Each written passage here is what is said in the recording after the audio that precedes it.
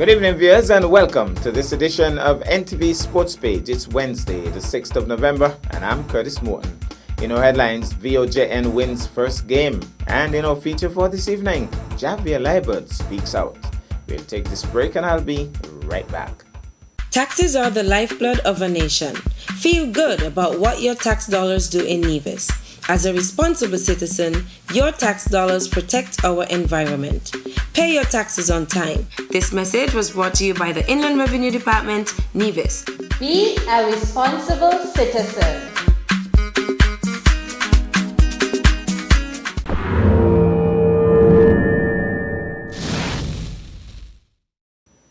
Well, I'm back and we begin with football. The VOJN Primary School finally registered a win in the ongoing Education Department Sports Department Football League. This as action in the competition continued at the E.T. Willett Park on Tuesday, 5th November. It was no easy feat as they came up against the ever-improving Nevis Academy team, who also gave it their all. However, Andre Pierre found the back of the net for the VOJN team, and they held on to that slender lead until the final whistle. Final score, VOJN 1, Nevis Academy 0. In the other game played on that same day, it was a ding-dong tussle between the Joycelyn Liebert Primary School and the Elizabeth Pemberton Primary. The EPPS team was first on the tins as Antoine Percival found the back of the net, much to their jubilation. However, as the minutes ran out, Jorik Daniel was able to tap in the equalizer for the JLPS team. Final score, EPPS 1, JLPS 1. Upcoming matches, Friday 8 November at 1:30 p.m., JLPS versus STPS and EPPS versus IWPS. At 2:30 p.m., MCPS takes on CPS. We go to break, and when I come back, we'll have our feature for this evening. As a responsible taxpayer, you help to finance free health care at all health centers on Nevis. Thank you for putting country above self. This message was brought to you by the Inland Revenue Department, Nevis. Be a responsible citizen.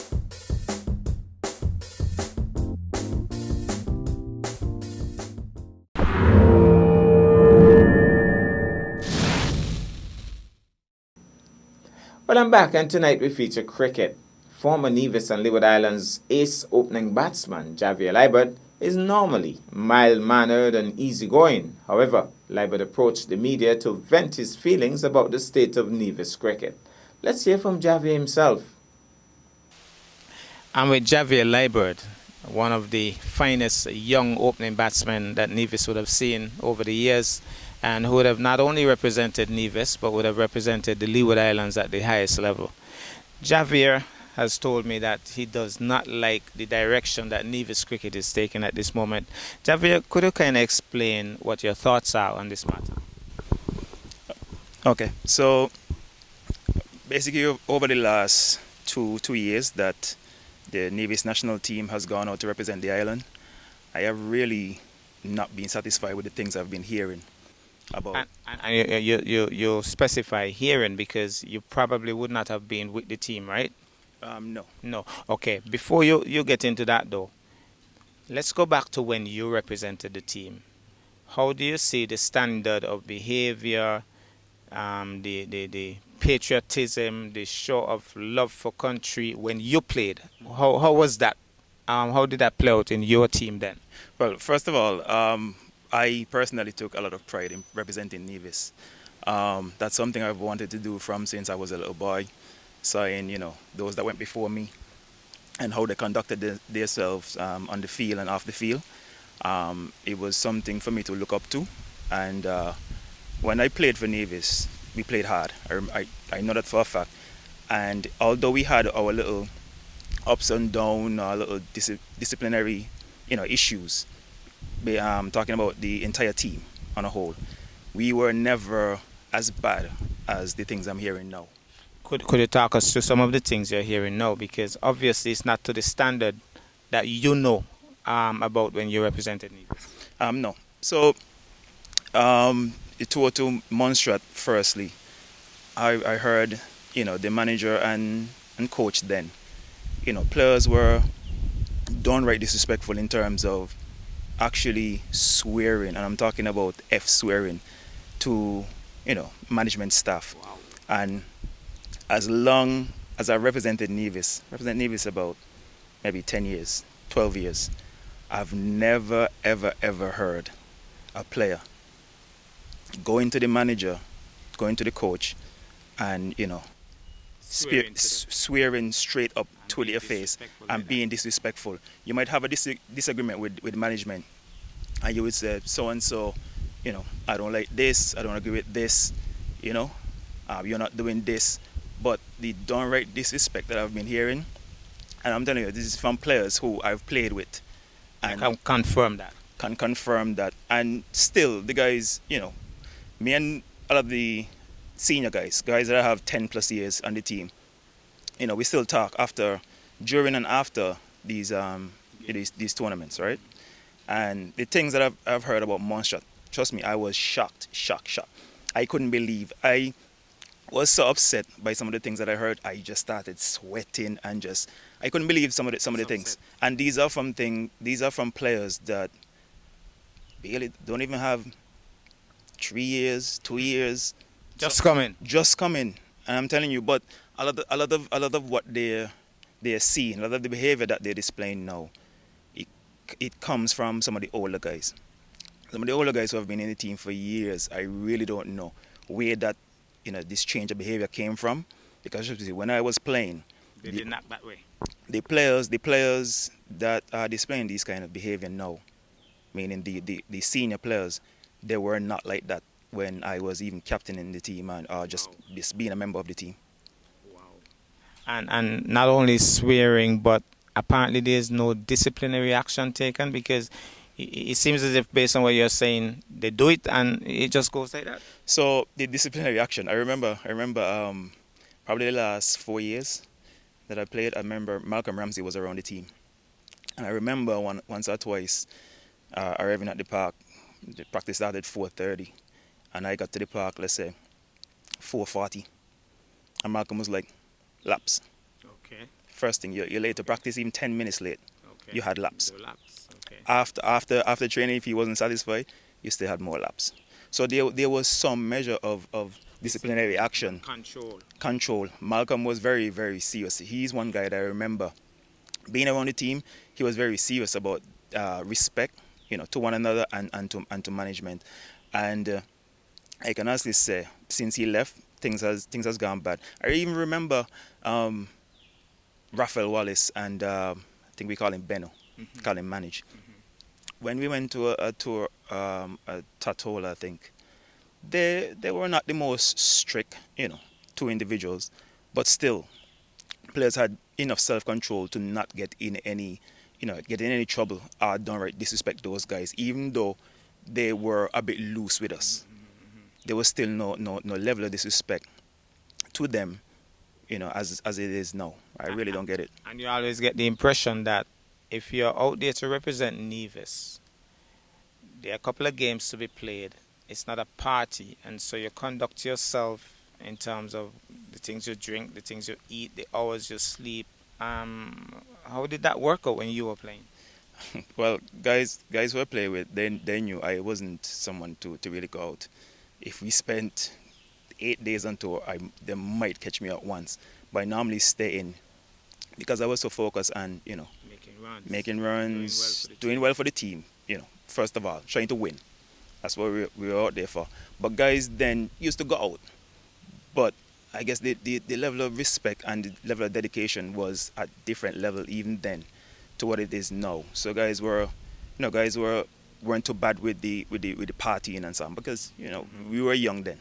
But you knew you came for a purpose, and so that was the focus. We came for a purpose, and trust me, on match days we were very, very serious.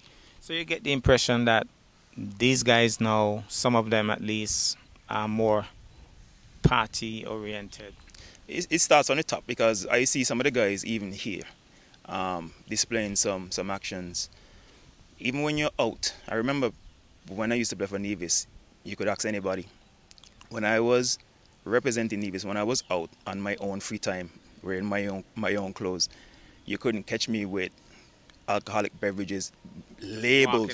If I'm gonna have a alcoholic beverage, I would try it in a glass or something.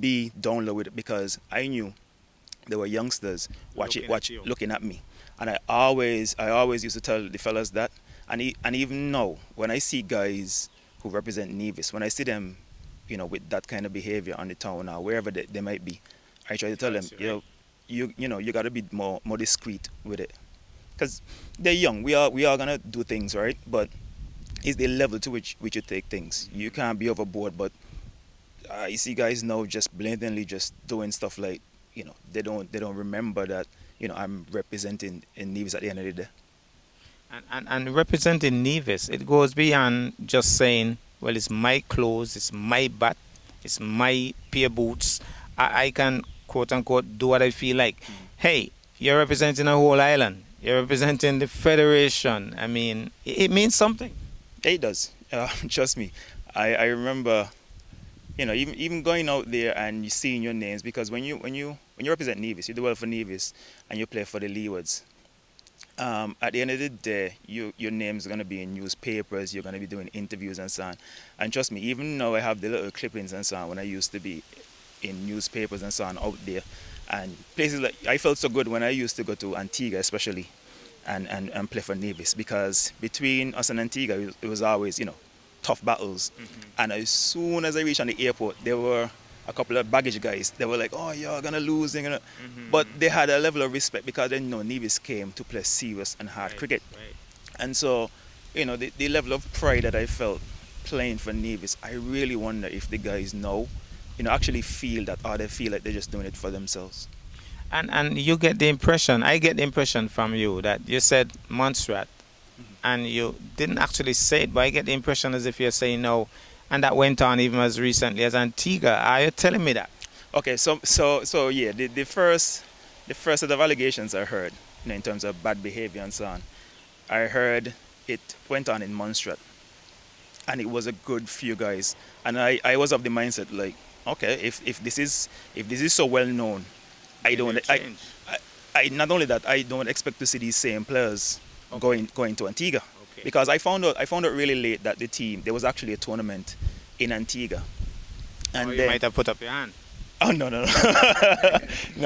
Okay. But when I heard, that the tournament was being in Antigua, I said, okay then, let me see, what kind of team they're gonna put out there to represent the island, knowing that there were so many issues in Montserrat, just a few months ago. And when I saw that they picked more or less the same players, I was like, from the head come down, they can't be really serious, because those kind of behaviors, I'm telling you, I was so upset, and I haven't been a part of Nevis cricket for about 5 years almost, right? And I was so upset to hear some of the things, and some of the players that I know really well and that I would have played with, and they never ever behave like that. So I'm wondering, what changed over those couple of years, and to see them right back in the team to go to Antigua, it showed me that there's no real accountability in the whole setup. So you felt from the outset, once you heard the team, that Nevis couldn't win this tournament? No, because I knew the same behaviors that would have been displayed in Montserrat would have been repeated in Antigua. And once you conduct yourself like that, the team won't have any chemistry, you won't have any camaraderie, and you can't play well on the field if you have players just being downright disrespectful to every single person in the team. If you disrespect the manager, you can disrespect every single person in the team. So from that kind of level of disrespect in the team, I know the team, although I wanted them to do well, I know the team wouldn't have done as well as they should have, because there's a lot of talent, and there was a lot of talent on that team that they took to Antigua. But in talent alone doesn't. Talent alone, you have to be disciplined, and that's what's seriously lacking right now.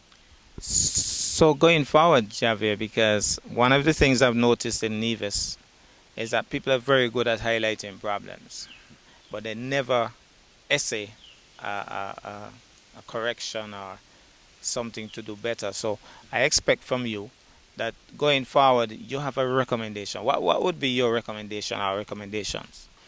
I firstly think the top, they need to make changes at the top. If you don't have a policy in terms of a list of disciplinary or expected actions, expected a standard that you hold the players to. Measures, if you do X, Y, this is what's going to happen, and everybody knows it before you even step on the plane. Yes, you have to know those things right away. So you know for a fact that if I go out there and I'm caught doing this, I'm caught I doing break that. the curfew. The curfew is, they still do curfews?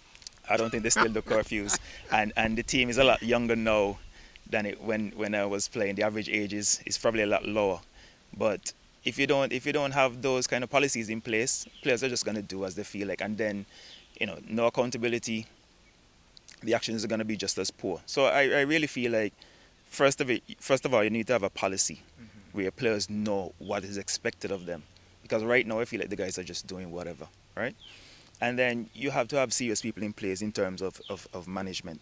Some guys, good ex-players, want to come around and help still, but then if they are just a little too friendly with the players, and the players already do not have respect for those players, you can't expect things to be a certain way. So I feel like first of all we have to have people in place that, well, the players have to respect themselves firstly, right? Start there. Starts there. And then from right in practice, you can't have 2-3 practices and then pick a team, right? You have to have a lot longer time than that. Then you would see certain behaviors of players, You'll right? be able to identify the troublemakers. Yes, and then you'll be able to stamp out those things in practice. And even if you can't stamp them out in practice, going There's a forward, policy. those players can't be a part of your setup. If they're always late to practice without a very serious reason why they're late, if they don't if they can't get on with their teammates, They refuse to do something. if they Drills, if they even down to fitness, if you're not of a certain fitness, you can't be a part of the setup, and that's where you need to go back to. Because I remember well when Malcolm Ramsey was a part of the setup, we had to be there on time, had to dress just a certain way.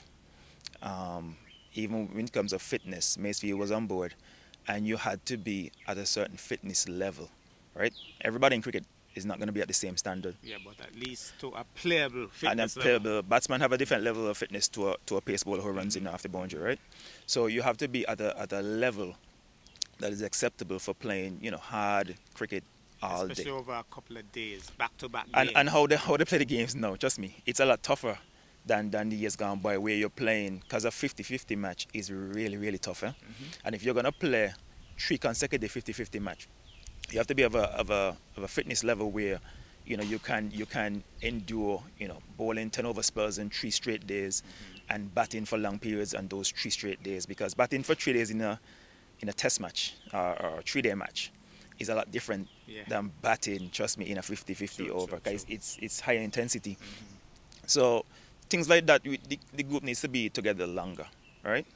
And then you can't just have guys in terms of management and so on not coming to practice, seeing the players, and then put up their hand because the team is traveling. That cannot be, Not good. right? You have to have somebody serious that is around the players and themselves display good behavior. Right. You can't Gotta have be you example can't setters. have management being loose, like on their own time, and then players gonna watch that and feel like, oh, if you could do it, me could do it too, Exactly. right? So then you can't have any respect. You should have respect for them still, but it's gonna be harder for players now to then respect you if you don't respect yourself As I say, not as I do, very as- difficult. as management. So Okay. that's a couple of the steps I think they need to take first to change this kind of behavior. Well, Javier, I want to tell you so much how I appreciate the fact that you at least spoke out. I'm going to try, there's always 2 sides to a story. I'm going to try to see if I could get in touch with the president of the Nevis Cricket Association, let him know your feelings and see what his response is to this. And I think that would be pretty interesting. I'm sure, trust me, I'm sure if I know these things and I've not been around the team for a long He time, knows too. I guarantee you he knows. So I am asking, let me look in the camera, I'm asking the president of the Nevis Cricket Association to come up with plans to change this kind of behavior. You cannot have players being downright disrespectful, to teammates, to management, and not respecting themselves, and then you take them overseas. Trust me, people are normally more well behaved at home than when they go overseas. Because trust me, nobody much knows you and so on, and so you go out there and you're a lot freer than when you're at home. So if they can't behave themselves Home, here, they can't behave they can't overseas. behave overseas. As I said, dance a yard before you dance abroad. Yeah, and so I just feel like there needs to be a change. You cannot have this going on for 3 straight tournaments, because I've heard about Montserrat, I've heard about Antigua. Makes no sense carry the same crop. You can't carry the same crop of guys to wherever the next tournament is, because trust me, the things I can't even go too much into detail, right? But it's But it's not good. really bad. And for me to not be around the team for this long, and this still hurt me as it's hurting me, and that's why I try to reach out to you, because I feel like these things are out there, right? But people trying to cover them up. People trying to cover them. I know for a fact, because it's been, even when I was playing, certain things that would have gone on, people still try to hush it down and so on. But trust me, it's really bad now. It's reached a point where you don't want it to be. Any further. You don't want it to be, not even that. You don't want players to reach a point where serious bodily harm and so on are being caused to players, management, or even to other teams in the tournament and so on, because the behavior that the guys are displaying now, it could reach that level, because it's really bad. Okay, well, Javier, thank you so much. And of course, I hope that we'll get some feedback on this. And I know it's a very brave decision on your part, because, as I say, some people like to cover. You are uncovering. And let's hope that it makes a difference. All right, thank you. Well, in all fairness, I'll try to get President Denrick Liebert to respond to these allegations shortly. But that's our package for this evening. I am Curtis Morton, reminding you that you can watch sports if you're not fit. But to play sports requires fitness, diligence, and sacrifice. Have a good night.